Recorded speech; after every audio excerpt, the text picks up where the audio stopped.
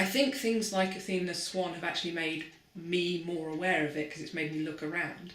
The number of meetings that I go to where I will be very commonly the only female academic in the room, so all the others will be male, and very commonly certainly one of the youngest people in the room. That always makes me a bit sad because I think that mixtures between age is actually quite important in terms of finding out what's going on at all levels. It's not, I want young people doing everything, it's more, if you don't have mixtures, you don't understand the way the world is, because actually I think quite differently from the way my students think. I also think quite differently from the way people who are the generation above me think. It seems obvious, but I think the university misses out on that.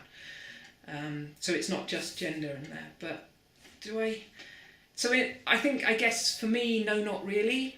But then I do hear stories from other people who seem to find it very difficult or seem to feel they get very different responses. You've mentioned Athena Swan. What do you think about it?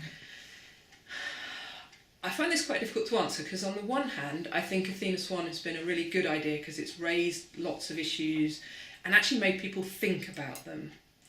So one of the ones I found most interesting was the raising of the idea of unconscious bias, because I'd never heard of that until kind of the Athena Swan agenda arrived. And then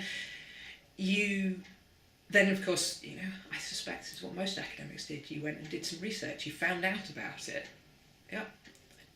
And what you found was not that men picked men, but that men and women picked men, and that there were all sorts of other pieces to it. It wasn't as simple as just the gender one, because there's age things as well about people preferring young people or people preferring old people, and you thought, and what I liked about it was that it did things like that. So it made me aware of a set of issues or thoughts and things that I hadn't really thought about. I've been busy getting on with what I needed to do every day, and by making you aware of that was good. I liked the fact that it had, this general impact of making people think about when they timed things. So, the concept that everybody could give up their evenings for events was suddenly gone.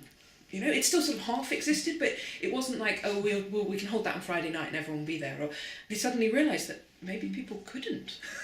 And that if a meeting started at 9 o'clock in the morning, which is a perfectly reasonable hour because work starts at 9, if you're really trying to be helpful, that's not actually helpful because people are dropping off at school, they can't quite make it by 9. I mean, they're very close, but...